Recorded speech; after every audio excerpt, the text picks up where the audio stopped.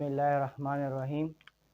हम chapter number 4 class 9 cells and tissue start करने जा रहे हैं।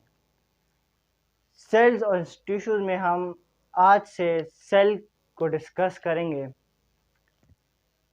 सेल्स और इसमें ऑर्गेनेलीज जो हैं या आगे जो टॉपिक्स है ये बहुत इम्पोर्टेंट है बोर्ड के लिहाज से।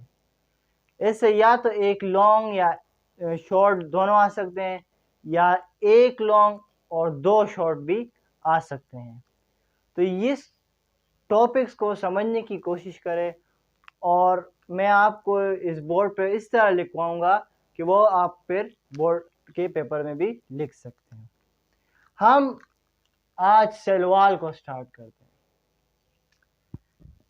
याद रखिएगा कि हम अगर प्लांट सेल को स्टडी करेंगे और उसके ऑर्गेनेलिस को, तो पहले उसकी बाउंड्रीज और उसके वॉल्स को स्टडी करेंगे।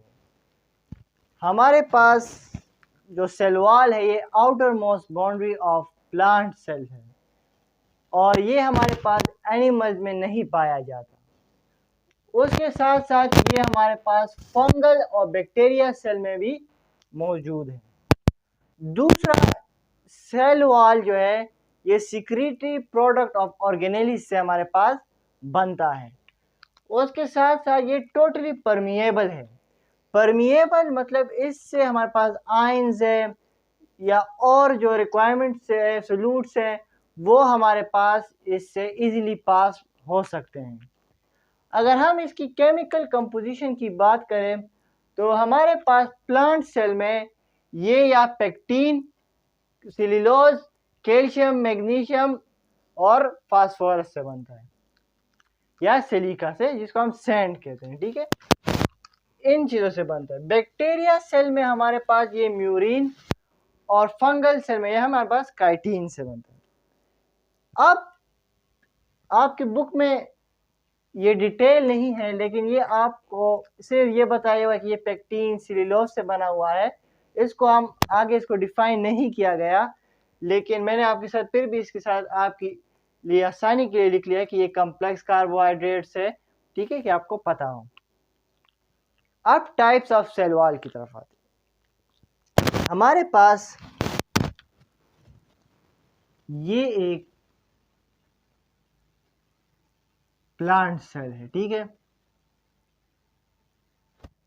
ये हमारे पास एक प्लांट सेल है। ये सेल मेम्ब्रेन है और ये सेल वॉल है। ठीक है, अब हमारे पास पहले मिडल लेमिला क्या है। मिडल लेमिला हमारे पास दो एडजेसेंट सेल वॉल को अटैचमेंट में मदद करता है। ये एज ए सीमेंट काम करता है। मसलन ये एक सेल वॉल है। ठीक है, इसमें हमारे पास सिक्रीटरी वेसल्स आ गए हैं। सिक्रीटरी वेसल ने इसको डिवाइड कर दिया है। ठीक है, इसको दो हिस्सों में डिवाइड कर दिया है। ये मैं इस तरह ये दो हिस्सों में डिवाइड हो गया है। अब ये न्यू बॉर्न सेल्स हैं। ठीक है, ये हमारे पास न्यू बॉर्न सेल्स है। इन न्यू बॉर्न सेल्स के दरम्यान यहाँ पे मिडल लेमिला होते हैं जो इन दोनों को अटैच करने में मदद करता है। हमारे पास जो मिडल लेमिला है ये पेक्टिन से बना होता है। उसके बाद हमारे पास है प्राइमरी वॉल। ठीक है, अच्छा, प्राइमरी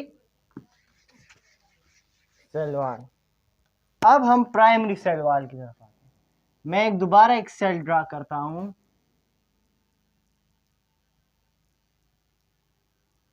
ये हमारे पास जो है प्राइमरी सेल वॉल। ठीक है, जो इसका outermost boundary of the plant cell. उसके साथ साथ ये हमारे पास एक्चुअल और ट्रू सेल वॉल है। ठीक है, ये हर आपको प्लांट सेल में या बैक्टीरिया सेल में या फंगल सेल में पाया जाएगा। ठीक है, मैं यहाँ पे लिख देता हूँ, it is a true cell wall. ठीक है, ये आप फिर एक्सप्लेनेशन में लिख सकते हैं। उसके साथ साथ ये हमारे पास जो बना है ये सेल्यूलोज या हेमीसेल्यूलोज से बना हुआ है। उसके साथ साथ इस सेल वॉल से इजीली आयंस पास हो सकते हैं, यानी परमिएबल है। ठीक है, तो ये हमारे पास प्राइमरी सेल वॉल हुआ। अब हम आते हैं सेकेंडरी सेल वॉल की तरफ। अब ये हमारे पास एक प्लांट सेल है, ठीक है,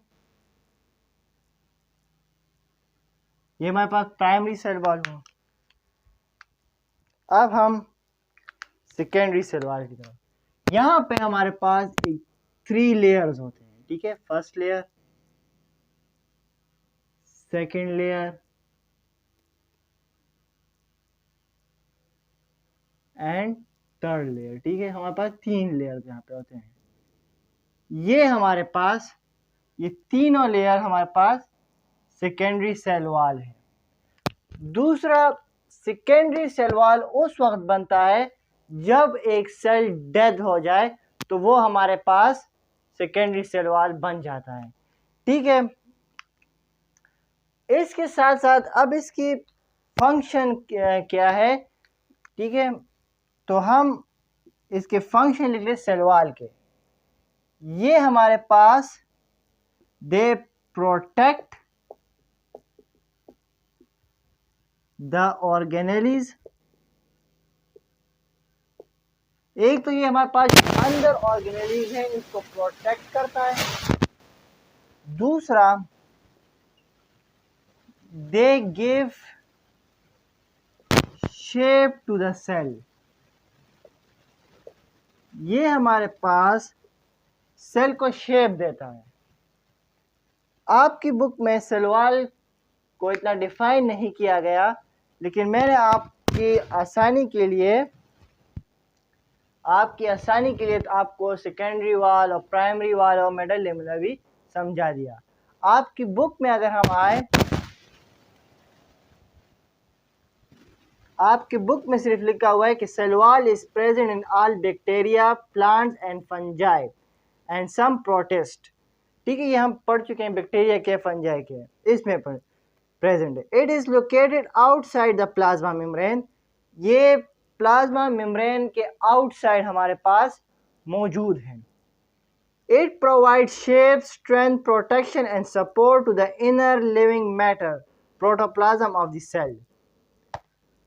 हमारे पास ये इसके फंक्शंस भी आते हैं कि ये हमारे पास एक तो शेप देता है, दूसरा स्ट्रेंथ देता है, और उसके साथ साथ ये हमारे पास प्रोटेक्शन और सपोर्ट करता है जो अंदर फ्लूइड्स हैं या प्रोटोप्लाज्म है जिसमें लिक्विड भी है, और हमारे पास ऑर्गेनेलीज भी है। फिर नीचे लिखा हुआ है the outer layer of the plant cell wall is known as primary cell wall. हमारे पास जो आउटर सेल वॉल है इसको हम प्राइमरी सेल वॉल कहते हैं, and it is made up of cellulose. ठीक है, some plants have also secondary wall on the inner side of a primary wall. कुछ प्लांट्स में हमारे पास सेकेंडरी सेल वॉल भी होते हैं, वो तब आते हैं जब वो सेल डेड हो जाता है। हम आगे हो सकते हैं तो आपकी बुक में टॉपिक हो तो फिर हम उसमें पढ़ेंगे। उसके बाद लिखा है कि it contains cellulose, lignin and other chemicals. हमारे पास जो सेकेंडरी सेल वॉल है इसमें लिग्निन है, सेल्यूलोज है और अदर केमिकल्स पाए जाते हैं। The cell wall of prokaryotes is composed of murein. मैंने यहाँ पे आपको लिखा हुआ है कि बैक्टीरिया में हमारे पास म्यूरिन में पाया जाता है। It is single large molecule made up of amino acid and sugar, peptidoglycan. हमारे पास म्यूरिन, हमारे पास क्या है, अमीनो एसिड और शुगर है। The cell wall of fungi is made up of chitin. हमारे पास जो सेल वॉल ऑफ फंजाई या फंगल सेल है हमारे पास वो काइटिन से बना हुआ है। The cell wall of protists are made of varieties of chemicals। और हमारे पास जो सेल वॉल ऑफ प्रोटिस्ट है वो हमारे पास डिफरेंट केमिकल्स से और केमिकल्स भी उसमें मौजूद होते हैं। तो ये था हमारा आज का टॉपिक, और यहाँ से हमारे important topics of chapter 4 according to the board है वो शुरू होंगे। इसके बाद हमारे पास इसके बाद हमारे पास सेल मेम्ब्रेन है, साइटोप्लाज्म है। उसके बाद फिर हम ऑर्गेनेलिस पढ़ेंगे, एंडोप्लाज्मिक रेटिकुलम, माइटोकॉन्ड्रिया, राइबोसोम, और ये डिफरेंट है, ये सारे हम फिर पढ़ेंगे। उसके बाद हमारे पास और भी इसमें टॉपिक्स है, हम वो इंशाल्लाह एक एक होके पढ़ेंगे। ठीक है, तो ये हमारे पास इसमें ये देखिए स्क्रीन कायमा है, जो फिर हम इंशाल्लाह ये जो हमारे पास सेकेंडरी सेल वाल है इसका स्क्रीन कायमा भी कह सकते हैं। तो फिर इंशाल्लाह ये हम उसमें भी डिस्कस करेंगे। उम्मीद है कि आज की जो वीडियो है उसकी आपको समझ आ गई होगी। आपको जो भी मुश्किल हो तो आप कमेंट्स में ज़रूर पूछ सकते हैं। Thank you.